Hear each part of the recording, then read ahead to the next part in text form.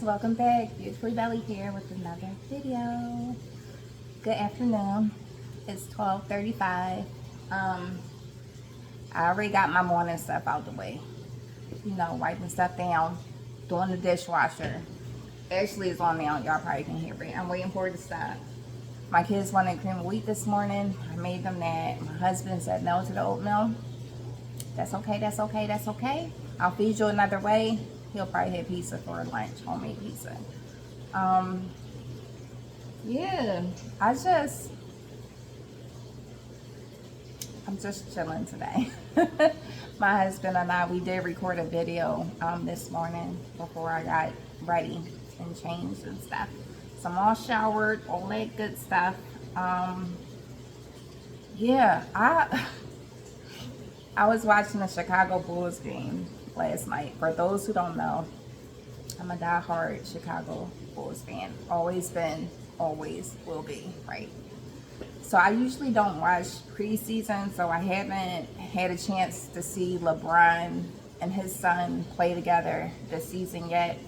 But I absolutely love basketball season. I love it. I love watching basketball every day, all day. Me and my husband, that's all we do. We watch a lot of sports. I'm not really a TV person, but I will sit there and watch the football game, watch the basketball game, watch the baseball game, hockey, tennis, Olympics. I'm a big Olympic person. I didn't really watch them this year.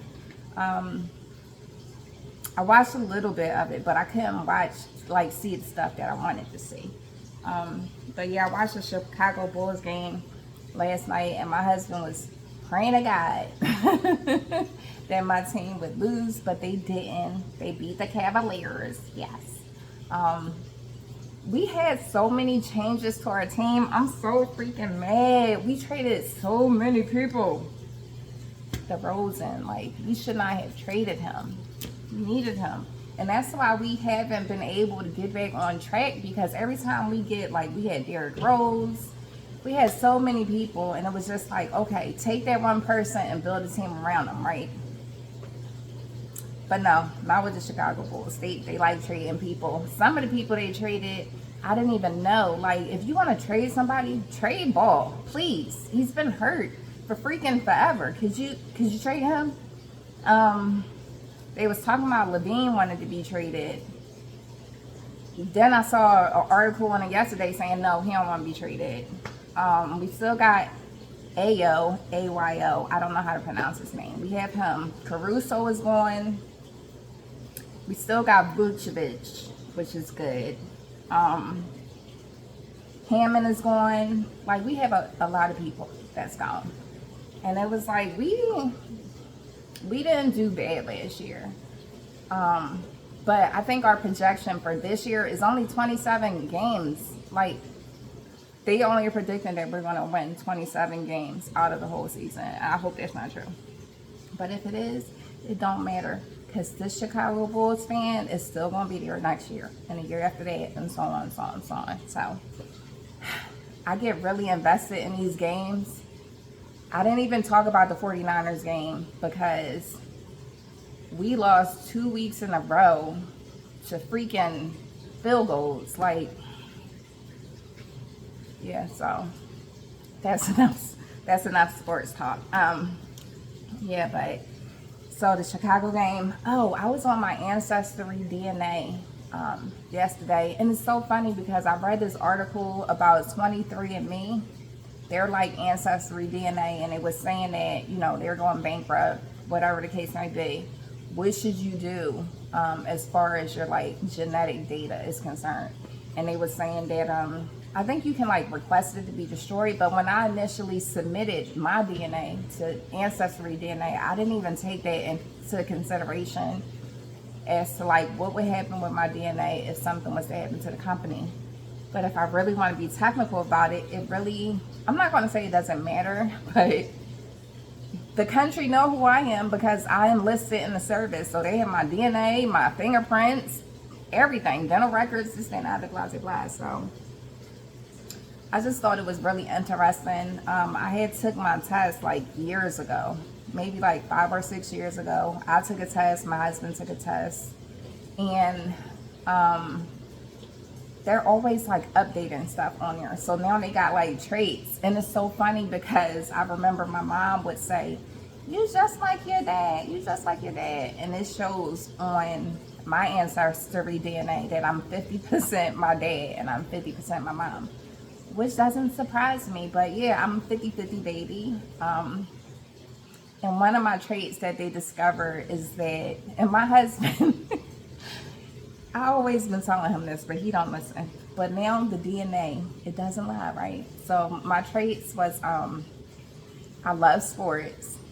That's one of my traits. And I showed him last night, and I was like, guess what my DNA said about me? And he was like, what? And I was like, I know you thought I was faking all this time, but I turned my phone around. I showed them, and it said, most likely to love sports. And I really, really do. It also says that, you know, I'm an athletic person, which I am. I played basketball. I swam. I was on the track team. And I want to play basketball now. And my husband like, no, you're too old. What if you hurt yourself? This and the other. The other thing that I used to do when I was younger, me and my cousins, we used to go skating all the time.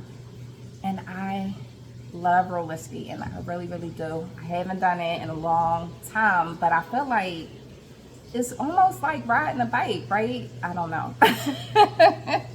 I'm going to start off with the little thing you hold on to and then let it go eventually. But yeah, I want to get back into skating. I already bought my skates. I've been had them for 3 years already, okay?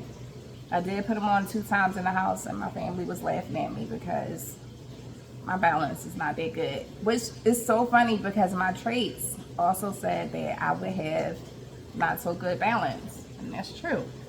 So yeah, I want to get into skating again, and I would like to play a little basketball.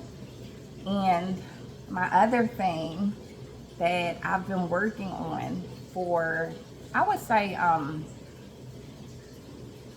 maybe the last 2 years, I am going to go back to school, but it's not going to be for what people think it's going to be, because anybody who knows me personally knows that I'm a nerd. I love learning. And I have 3 degrees. I have associates, a bachelor's, and my master's. I should have got my doctorates, but I didn't. Yeah, I'm going to go to school for something that I love, love, love. Always loved it. Fell in love with it in 5th grade. Dance. So I'm going to go to school for dance. I'm going to take tap, ballet, modern, jazz, hip-hop, all that, African, everything. I'm going to go, and I'm having my husband pay for it. I'm having my husband pay for it, but it's reasonable. I think it's like $200, like $220 for 10 weeks. So, you know, that's not bad. I think that's reasonable. So yeah, I'm going to go to dance school. I have my 2 schools picked out. I finally narrowed it down. What took me so long was I wasn't sure if I wanted to go through our church, like do praise dancing, which I probably will still do eventually. But my church is in Philly, so that's not, you know, really close to where I live at. So the other dance schools are within 5 to 15 minutes away from my house. So yeah, I might be the only black person in there, but I don't care. I don't care about that. So yeah, I'm so excited about that. My husband and I, we did a video on the top 5 relatives in your family when you were young versus when you were adult. And I forgot to talk about somebody. So my 5th person would be, I said, the influential people in my life, or the people that, you know, was my number ones, was my Aunt Rhonda, my 2 cousins, they are my cousins, but they're like my kids. I raised them before I even had my own kids. I was raising them, being a surrogate mother to them. So my aunt, my 2 cousins, and I think I said my grandma, but the other person was my great grandma Sarah. I loved her so much. Like, I remember being a little girl, and she would call me Teetsy, and she just loved me to pieces. I don't know if it was because I was a girl or if she just fell in love with me, but she loved my brothers too. But we had a really, really special bond. And I remember I would always be excited to see her. And that lasted up until I was an adult. So when I finally had my kids, I took them over there for her to meet them. And this probably was like a year before she died. She lived in her house for a really long time. She lived in South Philadelphia. She was very independent. And I remember when she went into the nursing home, she wouldn't take her medicine.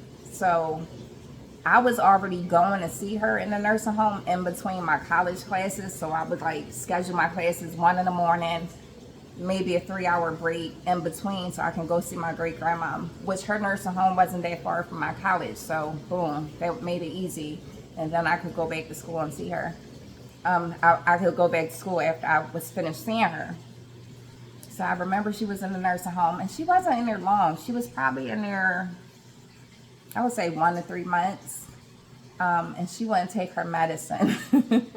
So I would crush her medicine up and put in her applesauce and feed it to her because she would refuse to take the medicine from the people and she couldn't see. And she would be like, TC, just make sure my hair is done and my nails are painted. And I would go make sure her hair is done and her nails is painted. And I remember the day that she died, it crushed me so bad, but I knew it. She died at 2:22 in the morning. And it's so funny, till this day, she died in 2005. Till this day, I will see 2:22 pop up on the clock and I know it's her. So yeah, I love my great grandma. I love my great grandma. Yeah, that's all I got for y'all. I ran my lips enough. I'll probably be on here later. But yeah. Alright guys, if nobody told you that you're enough today, you are enough just the way you are with no strings attached. And if nobody told you that they love you today, I love you. So until next time guys, peace, love, and blessings. Until the next one.